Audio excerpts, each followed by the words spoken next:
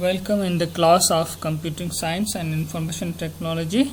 Today, guys, we discuss about the topic of human-computer interaction, that is prototyping in the usability engineering.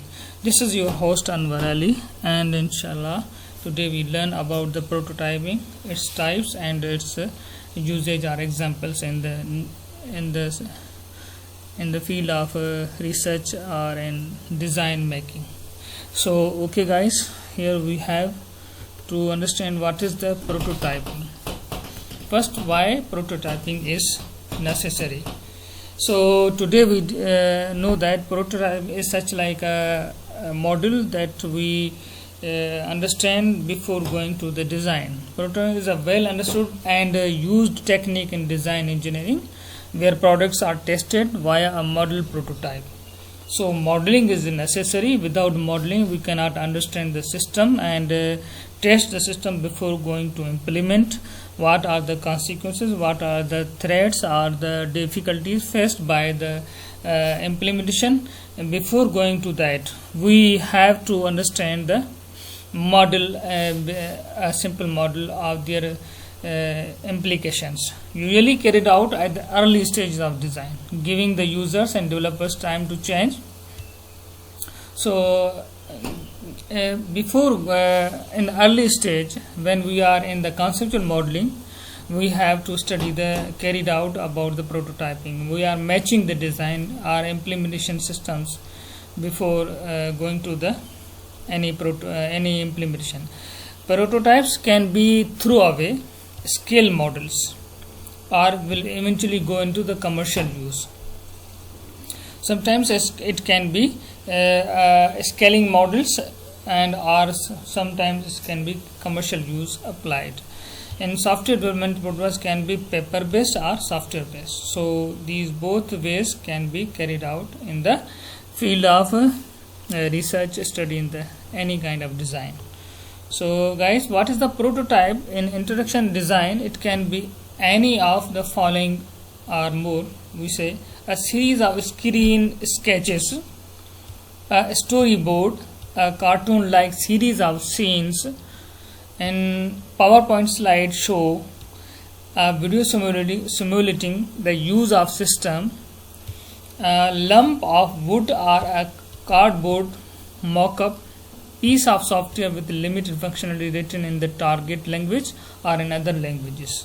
So these are the we say the prototypes, when we have some kind of models to understand or to frame any kind of design of the new design in the field of any research study.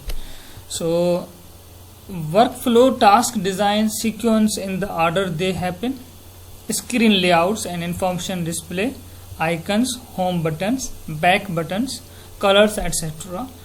Difficult, controversial, critical areas, undo button, help, exit, stop, etc. These can be tested models to understand the things what should be happened in the design before going to the real implementation or testing.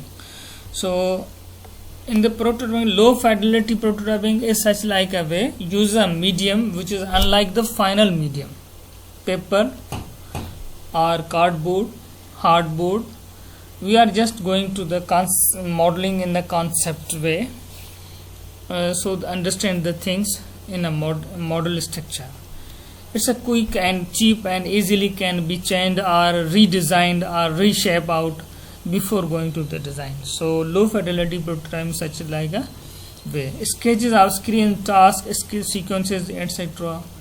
In such a way we know that before going to the real building of any construction of any kind of building, a big building, we go to the all aspects of the building into the simple and small model. So understand the very depth of the model and of the design and understand the losses or benefits of the model. So before, this is the low fidelity prototyping in the construction manner, whereas in the software sense we say we are going to the paperwork and having the sketches, the windows, the pop up and pop down windows, and their tags, how much they can be seen in the screen designing, such like display screen designing of any kind of applications, the main page designing, the sub page designing. These are the sketches such like a way, so that we understand the appearance of the presentation of any kind of applications in a software manner. So this is the low fidelity prototyping.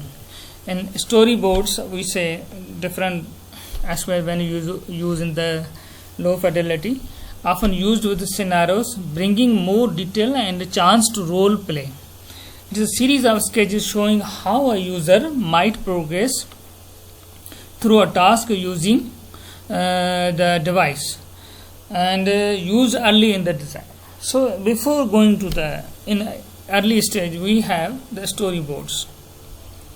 So where we can sketch or redesign any kind of shape, model or structure, and such like a way. This is the same storyboard mapping, where we see this is such like a display we are going to design in such a way where storyboard showing all the required fields or tags or windows can be where it look like and what should be the design.